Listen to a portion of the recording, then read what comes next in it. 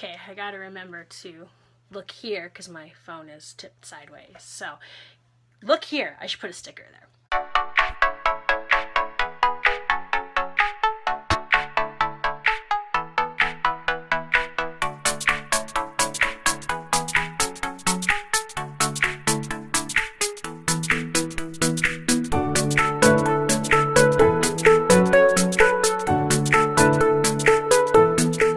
Hi everyone, welcome to my channel. I am Michelle, better known as The Adventures with Miss A. Nope, that was my old one. Adventures of Miss A. So I wanted to do an introductory kind of video just in case any employers, future employers, come across my YouTube channel, because I will be linking it to my website, well, my blog, and just I want people to get to know me as an educator, as a new educator. And as I said, my name is Michelle. I am a new teacher here in Winnipeg, Manitoba, Canada. And if you're looking for the geography of Winnipeg, find North Dakota on the United States map and look directly up.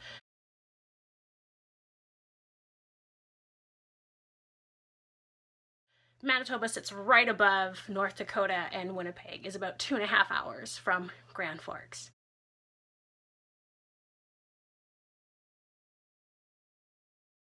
So I thought I would use Megan Forbes' I Teach Too tag questions for you guys to get to know me a little bit and to understand where I come from. So I am 34 years old, and like I said, I live in Winnipeg, and I wanted to be a teacher for a very, very long time, but other interests kind of pulled me to that area. I have a degree in criminology. Long story short, when I got into teaching, I had to switch it to history.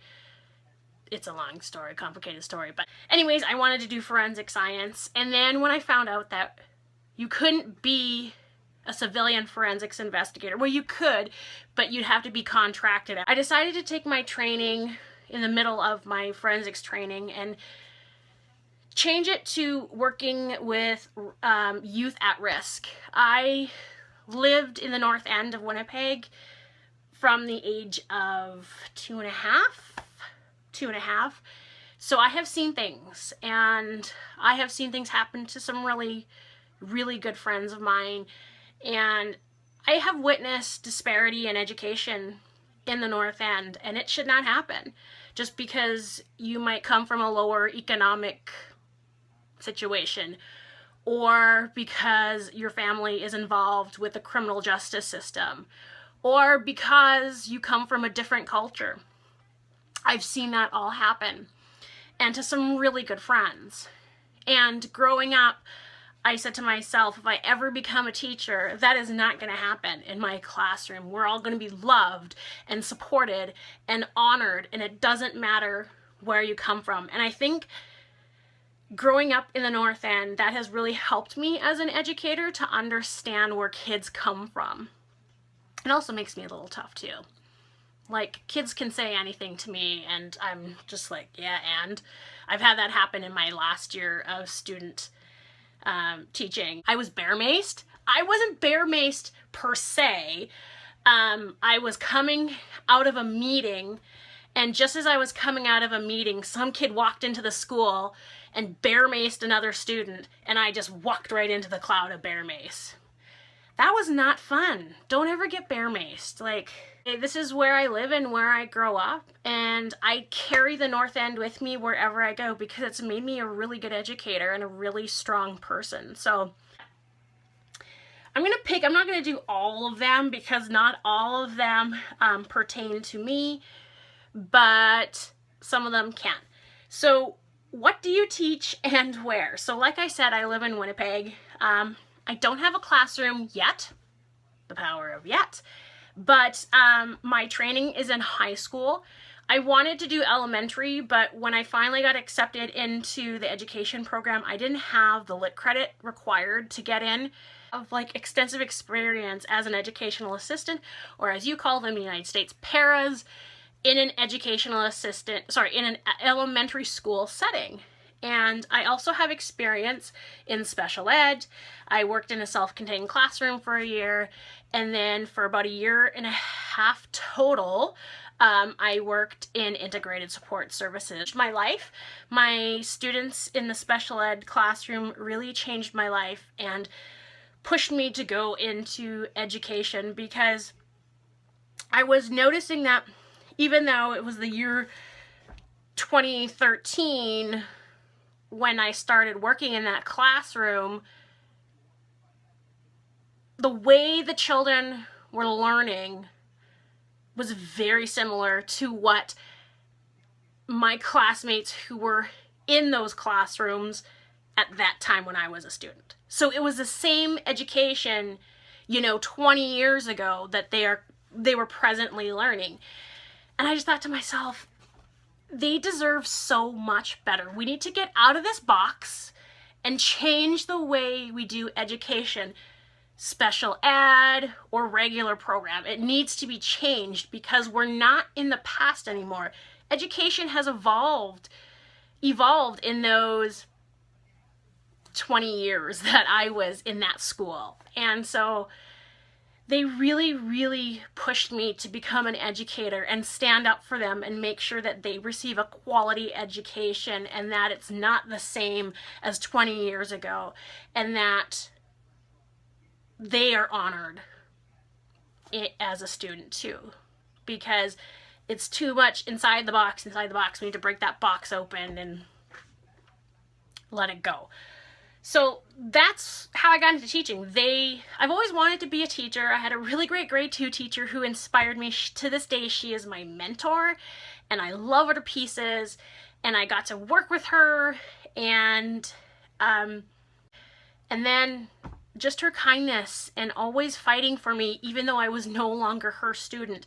When I was having trouble with the university I was going to, where I graduated from prior to my ed degree, she really, and I was telling her everything that was going on, she really was going to go down there and fight for me because she believed in me. And it's always like, once you're my student, you're always my student, and she taught me that. So once you're my student, you're always my student. And if you need someone to fight for you and stand up for you, I don't care if you're 24 years old, I will stand up for you and fight for you, because once my student, always my student. Give a shout out to my students. You know who you are, and you changed my life. What do you teach? So getting back to why I didn't go into elementary there, I went to the high school stream, and that's what I did. So I specialize in high school, but my license here in Manitoba is K to 12, so I can really teach anything except for vocational. You have to have a vocational diploma to be able to, or vocational training to be able to teach those trades. I have taught grade 7 social studies and English language arts. I've taught grade 9 social studies. I've taught grade 11 Canadian history, grade 11 topics in science, grade 12 law, and then I did summer school this summer teaching grade 10 science. And I am not a science person. That's not my background. It's not my training. But when I was in my last year of student teaching, I sought out a science teacher. And the way it happened, it just happened to fall into my lap, and we jumped on it, and we were so excited. And we actually worked really, really well together for my cooperating teacher. And we worked really, really well together. And we complemented each other. And so that was just like this, it was just like, oh, it was meant to be. So I wanted to be that teacher that was very well-rounded in subjects, because my first year cooperating teacher said to me, look, you're going to get a degree in education with a major in history and a minor in sociology. You could be going for those history interviews, but if a teacher says, hey, I have this position open, can you teach it? Say it's science. Yeah, I can teach it. And that's how I got my job for the summer schools, because I taught grade 11 topics in science, and I did it so well that I was able to teach grade 10 science for summer school. So I have training in high school. I'm a big history nerd. I love Canadian history. I can talk about Indigenous history. That is a passion of mine. I am Indigenous. I don't know if you could see it, but my Métis sash up there Yes, that's a picture. That's from my first year of university. It's a really good picture too. I look all glowy and everything. So that's my Métis sash. I'm a very proud Métis woman. I come from a long line of strong Indigenous women. And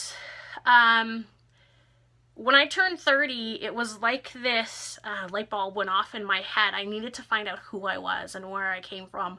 And that led me to learn more about my Indigenous history. And it has been something that I am still working on. I still want to learn more about Indigenous history, and I have had so many compliments from faculty advisors and cooperating teachers that I teach Indigenous history so well. And that's because I reach into my own family history. And my students have even made some wonderful comments saying that no teachers that I have never taught it this way. And when I teach Canadian history, I teach it from the Indigenous perspective first so that they can understand the Indigenous culture, because it's always backwards. Canadian education is westernized, so we do the settler education kind of a model, right? So we learn about, I'm going to say it, white colonialization, right? That's how it is. I teach it from Indigenous perspectives and history first. That's how it should be taught, because it sets up the history of Indigenous people here in Canada in regards to colonization, and then Canada becoming a country in 1867 and all of the terrible things that happened afterwards. So I challenge any Canadian teacher out there to brush up on your Indigenous history and teach it and teach Indigenous history first, because that's important. My great-grandmother is a residential school survivor. She passed away in 1989 or in 1988, and I wish I could have got to know her a little better. We only know 2 stories that she has shared within the family about her experiences, and they weren't great. Here in Canada, we know about the atrocities that occurred in residential schools, and it's heartbreaking to know that my grandmother went through that. I don't know if she went through the whole gamut of abuse that was lurking in residential schools, but she was a very strong woman for the time that I got to know her until she passed away, and I tell her stories. And my great-great-grandmother was also a residential school survivor too, but I really don't know a lot about her or her story about being a residential school survivor. I'm cousin to Louis Riel, 7 times removed. I gotta look through my family tree again. 3 times great-grandfather was a chief officer for the Hudson's Bay Company, and he established and ran Fort Ellis out by the Saskatchewan border before he was sent to do other duties. And then I found out there's a book written about him. It's called The Men of the Hudson's Bay Company, and there's a whole chapter on him, and he's in the other chapters as well. That's my history in a nutshell, and also why I teach too, because I have such a vast family history deeply rooted in this province that I love teaching about it. How long have you been teaching? Just graduated in June, so not that very long, but my passion for teaching has been around since I was 7. Did you always know you wanted to be a teacher? Yes, I kind of covered that already.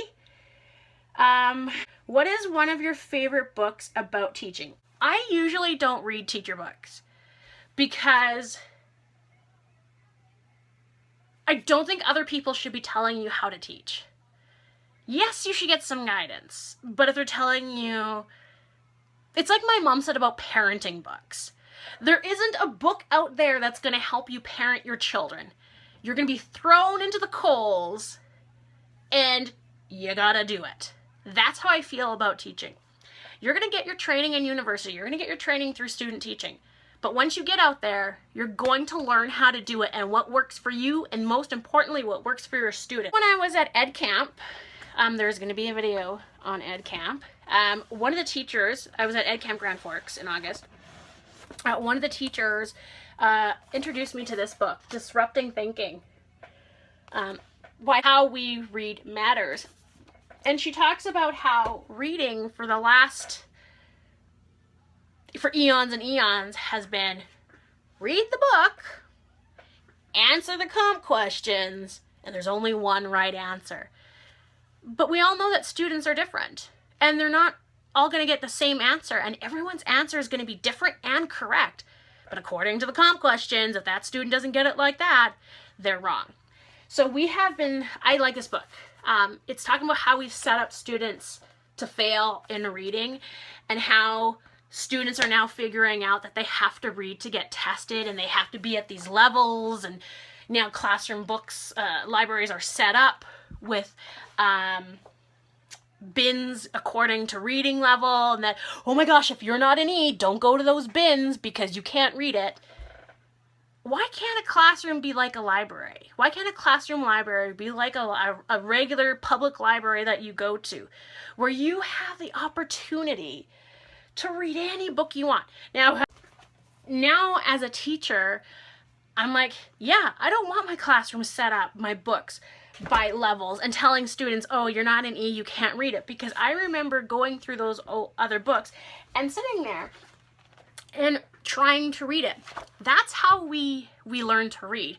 We challenge our own selves. And I always tell this, I highly recommend it. What is one of your favorite teacher movies? Oh gosh. Dead Poet Society, Robin Williams. Captain, my captain. Strangely enough, Dangerous Minds with Michelle Pfeiffer. Don't ask me why. We all know that she was a former Marine, and then she comes and she teaches in the school, and she develops like these it takes a long time, but she develops meaningful relationships with her students in an inner city school setting. And I don't know, I think I can relate to her. I can relate to that whole thing, working with inner city school students who are not going to open up to you on first date about their whole entire life and why they're so hard to crack. I get that. So that's one of my favorite movies. Who was your favorite teacher? I have been very blessed to have some wonderful educators in my life. And the one that I've already mentioned, my grade 2 teacher, Valerie Mandarano, she changed my life.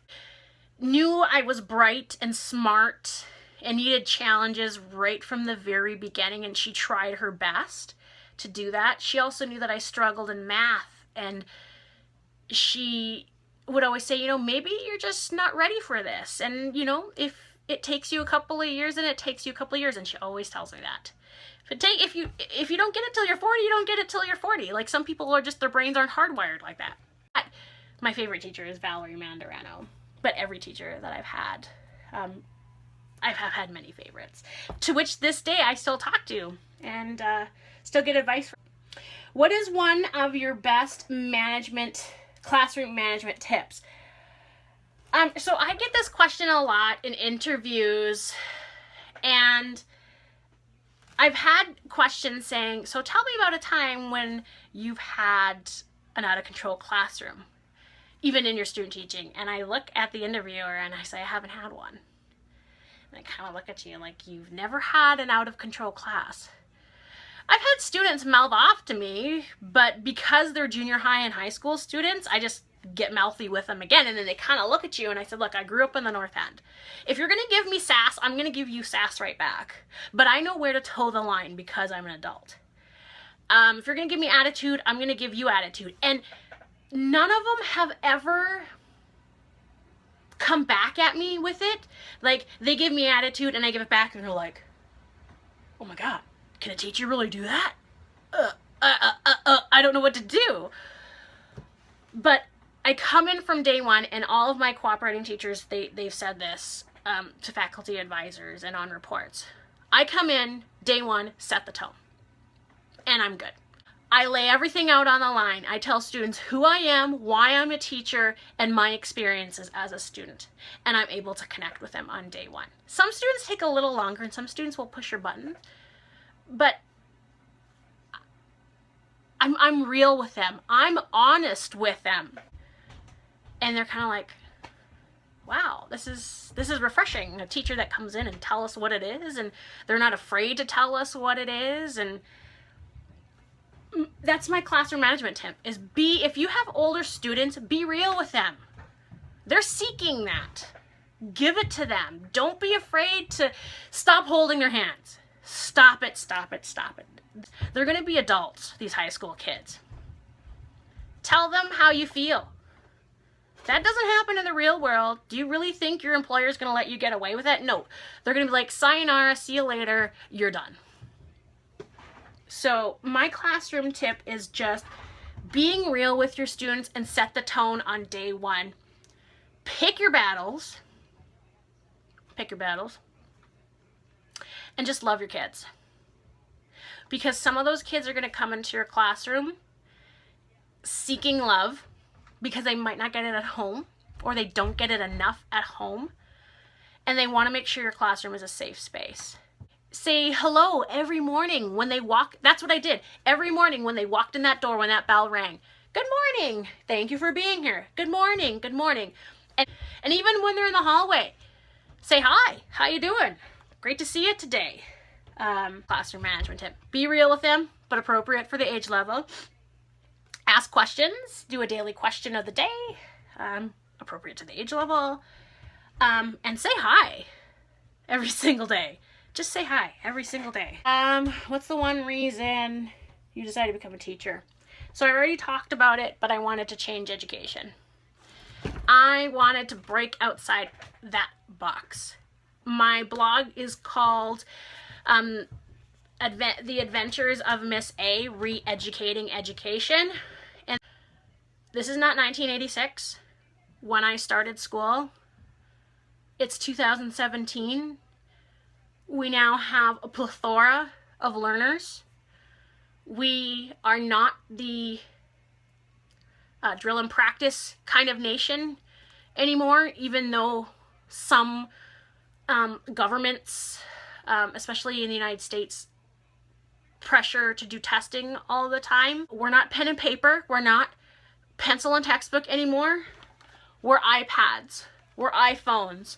We're Genius Hour. We're allowing students to take education into their own hands and explore their passions and what they're really interested in. Yes, I have a curriculum that I have to teach, but I think if you give students the opportunity to find a topic within that unit and do like a project with it, they're going to find education more worthwhile. You're just one person. You can't change it. Yes, you can. It takes one person to make a change. Why can't you be that teacher that stands up to the governments, to a school district, and say, look, this is not fair. We're not thinking about our teachers. We're thinking, our teachers or our students, we're thinking about the bigger picture. You're thinking of your bottom line. I'm not trying to step on anyone's toes. I'm not trying to not get a job. People are like, oh my gosh, you need to shut your mouth when it comes to your opinions about teaching kids. Why? Are we doing them any good if we're keeping our mouth shut and not standing up for them? I'm not afraid to stand up for myself and tell people why I think the way I think or why I have the opinions. If I see injustice in a school system, I will speak out against it. I don't care if I'm a first-year teacher or I've been teaching for 50 years. I'm going to say something. That we need to stand up and say this is wrong. And we're failing our students because of it.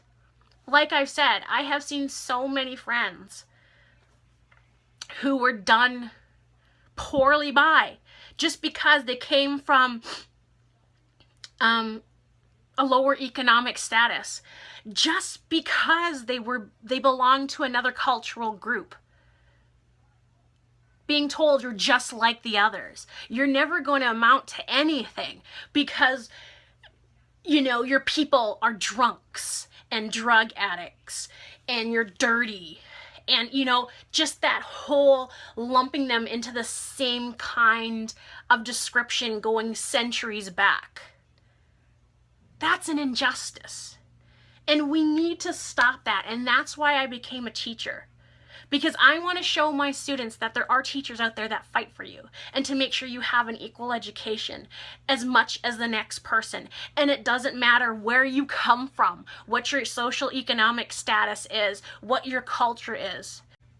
You deserve it. And don't let anyone ever take that away from you. And work hard. We need to stop giving our students those injustices and start making everyone equal, like they should be as a human being, and give them the same opportunities for education and to seek those opportunities once you are done your public education. That's why I became a teacher, because I was tired of the systematic injustices that I saw growing up. As everyone deserves an equal education, and that's why I became a teacher. And I'm tired of teaching in that same box. I'm tired of education being in that same box. I am. We need to change education. We need to flip it, and we need to be able to give students the opportunity to grab a hold of their own education and have fun with it. Because I think learning should be fun. Math can be boring, but I think you can learn math in a fun way, and I've done it. It's an introduction video. I can get off on rants sometimes because I'm just so passionate about being a teacher and teaching students. So I hope you like that little introduction of a video. Make sure you check out my social media. I'm going to put it down in the description below. So thank you for coming on, and make sure you check out my channel. It's slowly growing. It's slowly growing, but it's going to get there. And check out my blog too. I'm hoping to get back into blogging. I'm hoping that next week I have a job, but it's hard.